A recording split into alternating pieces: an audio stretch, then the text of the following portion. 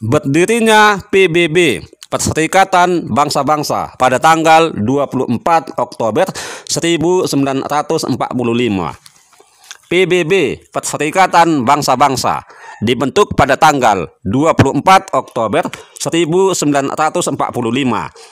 Yang menggagasi dibentuknya PBB bukan saya, tetapi Presiden Amerika Serikat yang ke-32, yaitu Franklin Delano Roosevelt dan Winston Churchill, Perdana Menteri Inggris. Pada tanggal 26 Juni 1945 di San Francisco, 5 negara yang terdiri dari Amerika Serikat, Rusia, Republik Rakyat Cina, Perancis, dan Inggris menandatangani deklarasi PBB, dan pada akhirnya kelima negara itu sepakat membentuk organisasi PBB pada tanggal 24 Oktober 1945 di San Francisco, Amerika Serikat. Dan New York ditetapkan sebagai markas besar PBB. Anggota mula-mula PBB berjumlah 50 negara. Indonesia tidak termasuk di dalamnya. Indonesia baru masuk menjadi anggota PBB pada tanggal 19 Oktober 1950. Indonesia menjadi anggota PBB yang ke-60. Kini anggota PBB sudah berjumlah lebih dari 200 negara.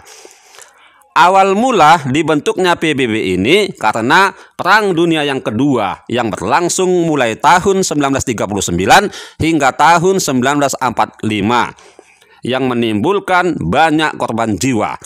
Bahkan Indonesia salah satu korban yang terbanyak di benua Asia. Sewaktu Perang Dunia yang Kedua, kehidupan bangsa Indonesia tidak bahagia, tetapi sangat menderita. Menderita akibat penjajahan Jepang yang tidak berperi kemanusiaan itu.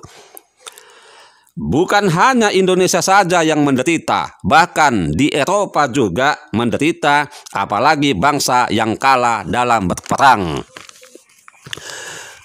Peperangan menimbulkan permusuhan dan permasalahan antar negara.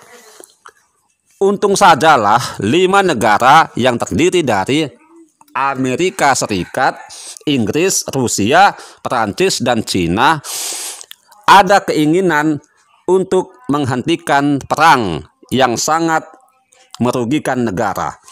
Sehingga mereka sepakat untuk menciptakan perdamaian dunia dengan dibentuknya PBB, Perserikatan Bangsa-Bangsa, atau UNO, United Nations Organization. Adapun yang menjadi tujuan PBB dibentuk pada tanggal 24 Oktober 1945 adalah: 1. Memelihara perdamaian dan keamanan dunia. Yang kedua, mengembangkan hubungan persahabatan antar bangsa-bangsa.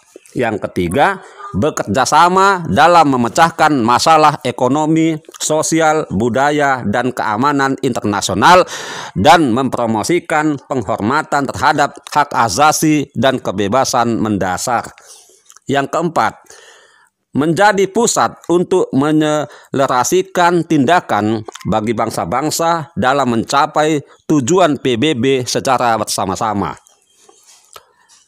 Adapun yang menjadi badan atau organisasi PBB antara lain WHO, World Health Organization, atau organisasi PBB yang bergerak dalam bidang kesehatan. FAO, Food and Agriculture Organization, atau organisasi PBB yang bergerak dalam bidang pangan dan pertanian.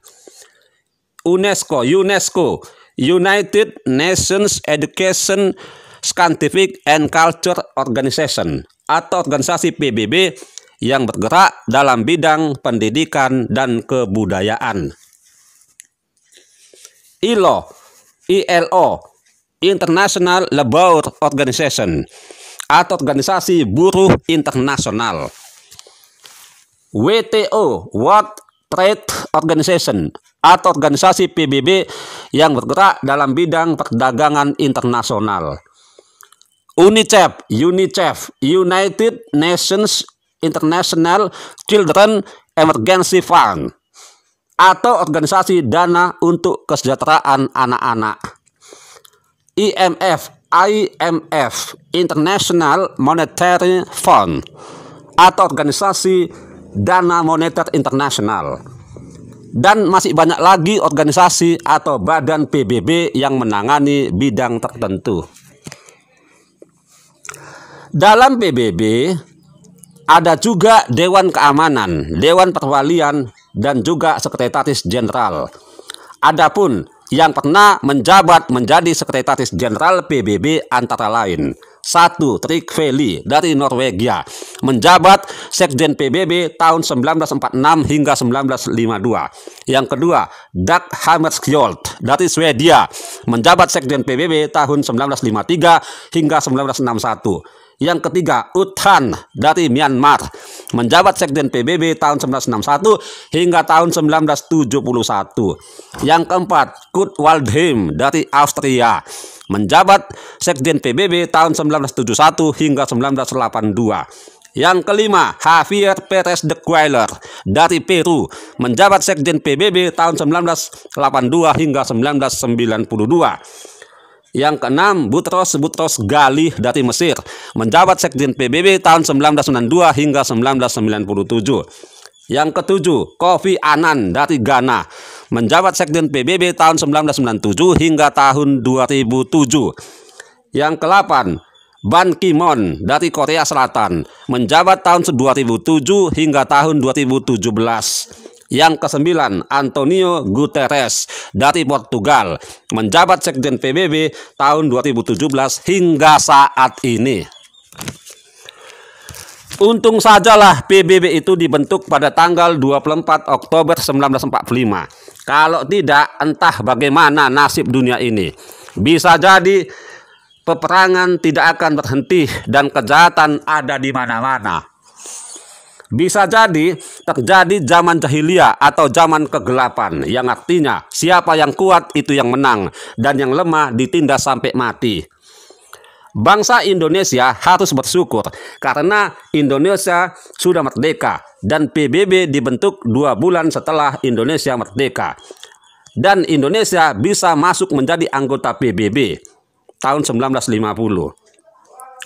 Indonesia sebagai anggota PBB harus ikut serta menjaga dan memelihara perdamaian dunia. Bahkan bangsa Indonesia turut serta melaksanakan politik bebas dan aktif dan pernah mengirim misi perdamaian dunia yang dikenal dengan nama Pasukan Garuda. Bangsa Indonesia dikagumi dunia dengan mengirimkan pasukan Garuda ke negara-negara yang dilanda konflik seperti pasukan Garuda ke Mesir, Timur Tengah, Vietnam, Kongo, dan sebagainya. Itulah betapa hebatnya negara kita Indonesia. Hidup cinta damai dengan mendamaikan bangsa-bangsa yang dilanda konflik akibat perang saudara. Melalui pasukan Garuda Indonesia, Indonesia dikenal dunia internasional. Kita berharap semoga bangsa-bangsa di dunia ini hidup cinta damai, saling membantu dan mengasihi sesama manusia.